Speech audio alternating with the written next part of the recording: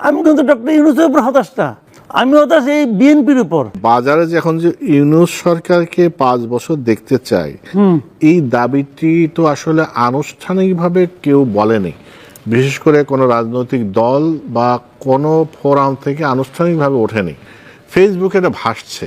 এটা আসলে দাবিটা কার, আপনার কি মনে হয়? শুনেন, এটা হলো পিয়ার। আপনি নিজেও তো পাবলিক রিলেশন পড়ছেন ইউনিভার্সিটিতে, যুদ্ধটা আমি বুঝি, কারণ আমিও তো পড়ছি, আপনার পড়ার কথা, আমরা তো একই ডিপার্টমেন্টের স্টুডেন্ট। তো পাবলিক রিলেশনের কাজটা কি রে ভাই? এটি তো কাজ। একটা পণ্য আপনি মানুষের হাতে তুলে দেওয়া পর্যন্ত পাবলিক রিলেশনের কাজ, পিয়ারের কাজ। তারপরে সেই হাতে ধরে রাখবে কি না, এটা পণ্যের গুণাগুণের উপর নির্ভর করবে। তো ওনারা পিয়ার করতেছেন এখন যে ডক্টর ইউনূসকে 5 বছর থাকতে হবে, এইটা তারপর ডক্টর ইউনূস থাকতে পারবে কি না পারবে এটা। এখন এটা প্রথম আসলে কী হবে দেখেন, হয় কি অনেক সময় এটা আমরা বিভিন্ন পলিটিক্যাল পার্টিতে দেখতাম, খুচরা মুচরা লোকজনে বলাইতো একটা কথা, বলে টুকা দিয়ে দেখতো রিপারকেশনটা কী হয়, মানে পাবলিকের রিয়াকশনটা কী হয় দেখতো। যদি দেখতো যে রিয়াকশন খারাপ, তাহলে আলাপ করতো। এটা কিন্তু সব পলিটিক্যাল পার্টি করে, খুচরা নেতাদের বলে তুমি বলো, পরে আবার ধমক দেয়, এটা বললা কেন, এরকম কিন্তু আমরা বহু দেখছি। তো এখানেও এই জিনিসটা প্রথমে এটা বলছে হলো গিয়া, মানে পুরো উপদেষ্টা পরিষদের সবচেয়ে গুরুত্বহীন যে উপদেষ্টা, ধর্ম উপদেষ্টা, সে যে প্রথম বলছে যে আমাদের তো ম্যান্ডেট আছে, যতদিন হাসিনা থাকার কথা ছিল ততদিন থাকার। সে তো অনেক আগে বলছে। হ্যাঁ বলছে তো ভাই, সে তখন উপদেষ্টাই ছিল, উনি তো শুরু করছে আস্তে করে একটা দিয়ে দেখলো যে বাড়ি দিয়ে কি হয়। তারপরে কয়দিন গেল, তারপর সার্জিস বললো একটা, তার জীবনে একটা আকাঙ্ক্ষা ছিল ডক্টর ইউনূসকে প্রধানমন্ত্রী পদে 5 বছর দেখবে, এইটা আরেকটা বাড়ি দিল। এইটা বাড়ি যখন দিল, তখন পাশাপাশি সময়ে ওনাদের একজন পীর আছেন, ব্রাহ্মণ পীর, প্যারিসে থাকেন, উনি থিওরি দিলেন একটা, যে 5 বছর থাকতে হবে, উনি প্রধান উপদেষ্টা হবেন, তার সঙ্গে ডেপুটি প্রধান উপদেষ্টা হবেন তারেক রহমান। তারপরে এই কমিটির যারা যারা আছে তাদের মধ্যে যারা যোগ্য তারা থাকবে, এবং কীভাবে যোগ্য নির্ধারণ করবে, বোস্টন থেকে একটা টিমকে নিয়ে আসবে ভাড়া করে, তারা এসে বোস্টন থেকে এসে বাংলাদেশে তারা দেখবে কার কোনটা যোগ্য কার কোন যোগ্য না। তারপরে যারা অযোগ্য তাদেরকে ঝিটিয়ে বিদায় করবে, তারপরে বাকি বিভিন্ন দল থেকে একটাকে নিয়ে আসবে, এনে জাতীয় সরকার করবে, তারা 5 বছর থাকবে। আবার বিএনপি লোভ দেখাইলো, এতে লাভ যেটা হবে সেগুলো তারেক রহমান ডক্টর ইউনূসের সঙ্গে থাইকা শিখবে যে কিভাবে কি করতে হয়। ভাই ডক্টর ইউনূস নোবেল পাইছে, পলিটিক্সে পাইছে, পলিটিক্সে তারেক রহমানের তার কাছ থেকে শিখতে হবে না। তারেক রহমান গত এত বছর ধরে এই পলিটিক্সই করতেছে, তার কাছে তার ডক্টর ইউনূসের কাছে রাজনীতি শেখার কিছু নাই, ওটা তারেক রহমান বুঝে। সে আবার জ্ঞান দিয়ে দিল, তাহলে তারেক রহমান ভালো করতে পারবে, যেহেতু সে ভালো করতেছে।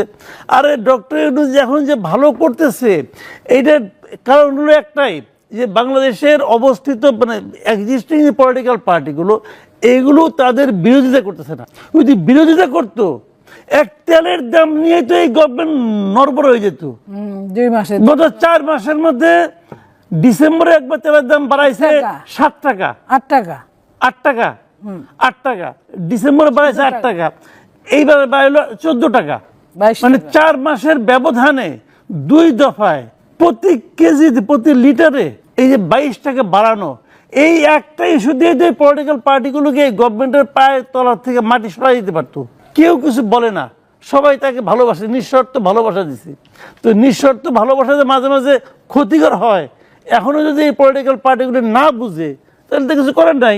তাদের কি বিরাট মানে দীর্ঘমেয়াদী পরিকল্পনা আছে এটা তারা জানে, বাট আমরা হতাশ। আমরা আমাদের শুনেন, আমরা যারা সাধারণ মানুষ, আমাদের তো কোনো ভয়েস নাই। আমরা কি করি, আমরা একটা পলিটিক্যাল পার্টির দিকে তাকায় থাকি যে আমার হইয়া এই পার্টিটা এই কথা বলবে। এখন পার্টিরা কি মনে করে চুপ করে থাকে এটা তারা বুঝে, এটা আমি বলতে পারবো না। কিন্তু আমি হতাশ হই, আমি কিন্তু ডক্টর ইউনূসের উপর হতাশ না, আমি হতাশ এই বিএনপির উপর, কিছু কয় না কে, এত ধৈর্য কেন? আচ্ছা ঠিক আছে, বিএনপি নেত্রী তো বলছে, আমরা শুনলাম। আমরা অন্য একটা প্রসঙ্গে আসি।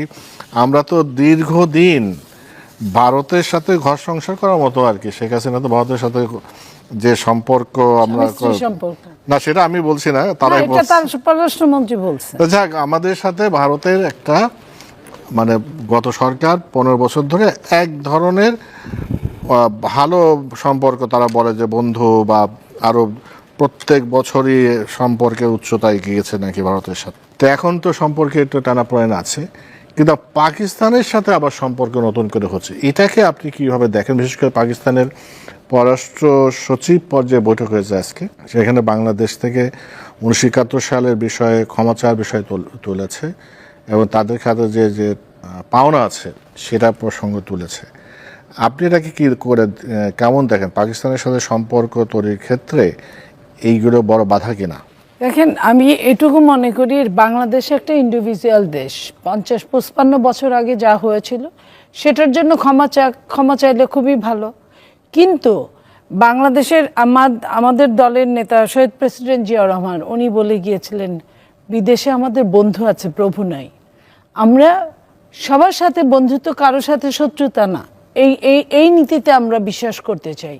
ভারতের সাথে চরম বৈরিতা, আবার পাকিস্তানের সাথে চরম বন্ধুত্ব, এটাও আমরা যেমন চাই না, ঠিক তেমনি আমরা অন্য কারো সঙ্গে বন্ধুত্ব করতে গিয়ে আরেক দেশের চরম রোষানলেও পড়তে চাই না।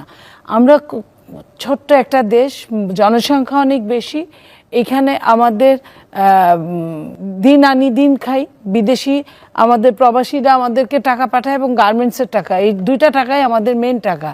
সেটার উপর আমরা চিন্তা করে আমরা চলবো, আমরা গরিবের সুন্দরী কন্যার মতো। আমাকে অনেক হিসাব করে কৌশল করে আমার প্রত্যেকটা পা ফেলা উচিত আমি মনে করি। এইখানে আমি যে ভারতের সঙ্গে আমার বৈরিতা আছে, ভারত আমার সাথে করেছে, আমি করি নাই। সেইখানে আমি কিন্তু সমস্ত মানে ভিতরে আবেগ বাদ দিয়ে আমি কথা বলছি, বিবেক নিয়ে। সেটা হলো ভারত আমার তিন পাশের আপনার প্রতিবেশী রাষ্ট্র। আমি যতভাবেই তাকে ফেলে দেই না কেন, ডক্টর ইউনূস ফেলে দিতে পারে নাই, চেষ্টা করেছে অনেকবার দেখা করেও কোনো কাজে লাগে নাই। মুখ দিয়ে যতই আমরা আস্ফালন করি, আপনার মৎস্যমন্ত্রী, মৎস্য উপদেষ্টা বলেছে আমরা খেয়ে থাকলে আপনার ইন্ডিয়া ইলিশ পাবে, নইলে পাবে না। কিন্তু কি দেখা গেছে, বিগত সরকারের স্বৈরাচারের চেয়েও বেশি ইলিশ পাঠানো হয়েছে। আমাদের সন্তানরা কিন্তু এখনো বলে জাতীয় মাছের নাম কি, পাঙ্গাস। তার মানে আমাদের কাছে ইলিশ কিন্তু এখনো ধরা ছোঁয়ার বাইরে। সো ওই কেউ সামনে একরকম কথা বলবে, পিছনে আরেক রকম কাজ করবে, আমি ওরকম কথা বলছি না। এখনো এই মুহূর্তে যত আপনার উপদেষ্টা আছে তার ম্যাক্সিমাম উপদেষ্টা ইন্ডিয়া ঘেঁষা, তারা কথা বলে একরকম, কাজ করে আরেক রকম। এইভাবে করলে হবে না। আমরা যেটুকু চাই আমাদের প্রতিবেশী হিসেবে তাদের সঙ্গে যতটুকু সম্পর্ক থাকা দরকার ঠিক ততটুকুই আমরা সম্পর্ক। ভারত কখনো চাইবে না যে বাংলাদেশের সম্পর্ক পাকিস্তানের সাথে হোক।